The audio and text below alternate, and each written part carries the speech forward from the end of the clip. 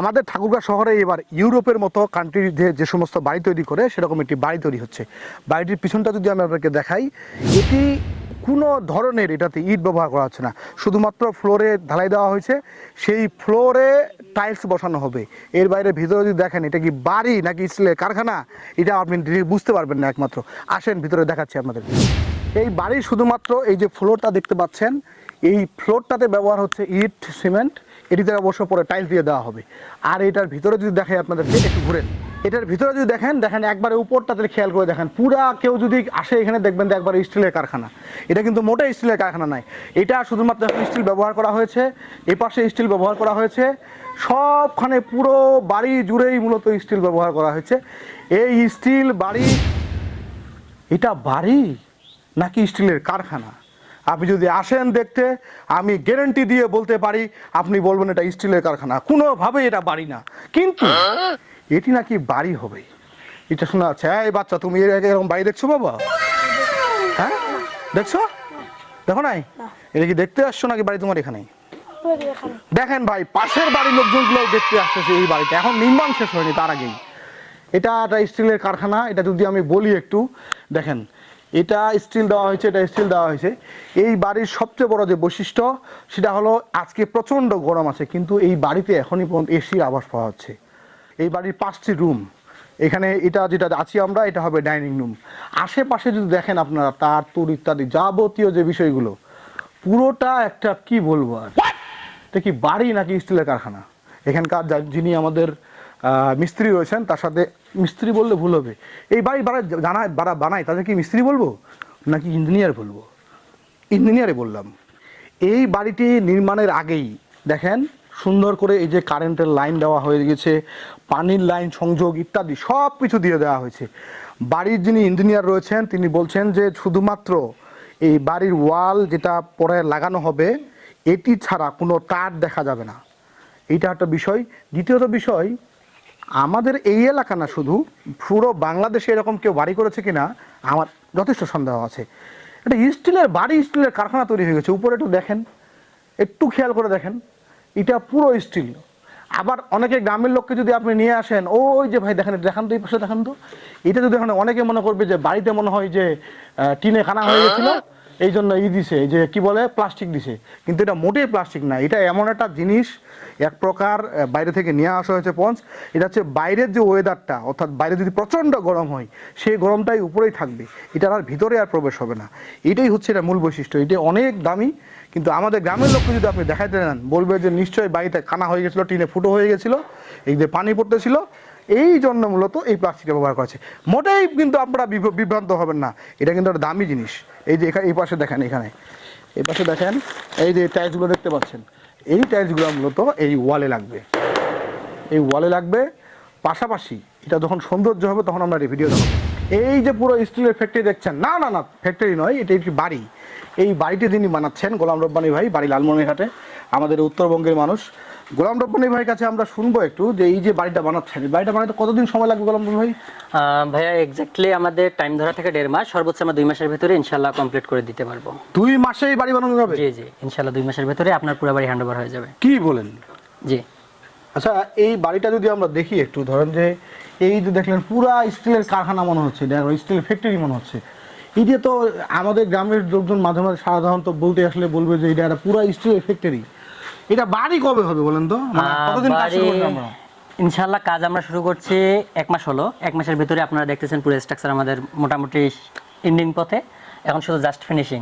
আশা করি এদের আগে আমরা কমপ্লিট করতে পারবো। আচ্ছা, এই যে স্টিলটা লাগাইছেন আপনারা? জি জি।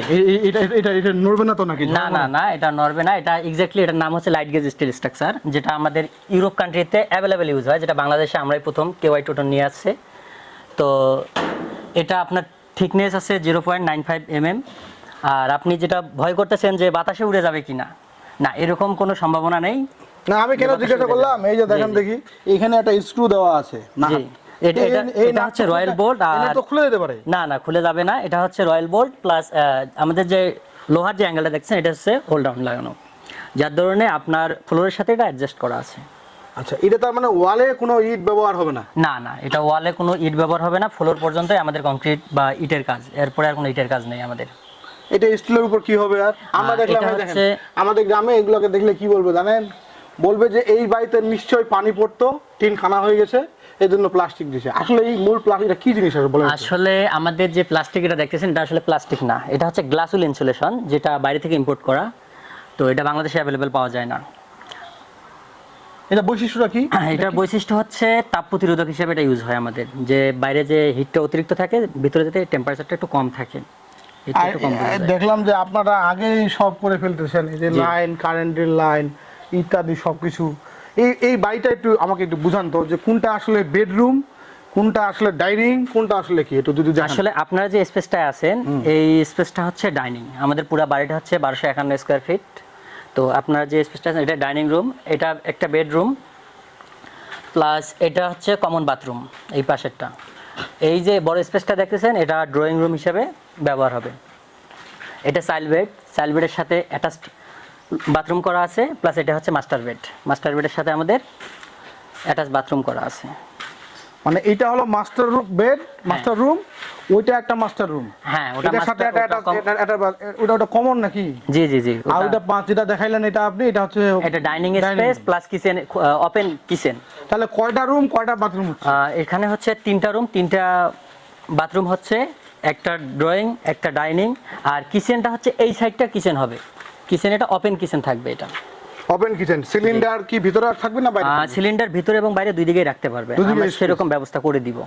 আর এই যে কিছুক্ষণ আগে শুনছিলাম যে এসি লাগানোর জন্য, হ্যাঁ, এসি লাগাতে পারবে। এই যে আপনারা যে প্লেটটা দেখতেছেন ইনডোরে যে এসির মেশিনটা থাকে, এটা ওইখানে লাগানো হয় আমাদের। এই যে প্লেট ওই যেটা প্লেটটায়, দিয়েছেন আপনারা, জি, জি, যে জি। প্লেট, আমরা প্রতিটাতে একটা করে প্লেট দেখলাম। হ্যাঁ। আমরা এগুলাতে এসি লাগানো যাবে। হ্যাঁ, এই বাড়িতে 5টা এসি আছে। আচ্ছা, এই বাড়ি যদি বানাতে চায় তাহলে কি করতে হবে? এ বাড়ি বানাতে চাইলে অবশ্যই আমাদের কোম্পানির সাথে যোগাযোগ করতে হবে। আমাদের কোম্পানির ওয়েবসাইট হচ্ছে www.ky2ton.com। এই যে KY2 টন, জি। এটাই হচ্ছে আপনাদের মূলত জি, কোম্পানি। এটা হচ্ছে কেওয়াই স্টিলের একটা সাবকনসার্ন কোম্পানি আর কি। আচ্ছা, এই বাড়ি তো বাজেট দেখলাম অনেক হিউজ পরিমাণ, 40-45 লাখ টাকা।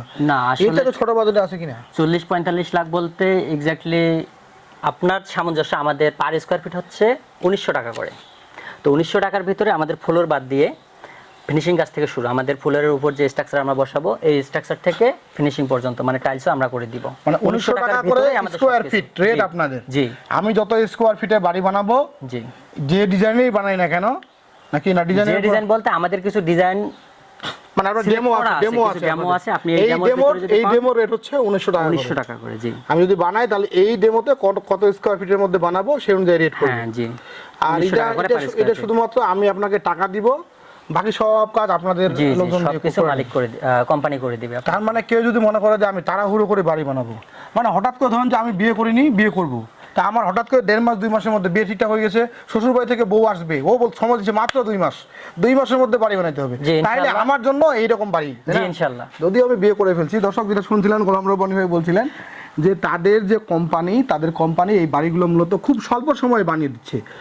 এটি দেখলে স্টিলের কারখানা মনে হচ্ছে, কিন্তু এটি যখন কমপ্লিট হবে তখন এটি বসবাসযোগ্য, সুদর্শন এবং দৃষ্টিনন্দন একটি বাড়ি হবে।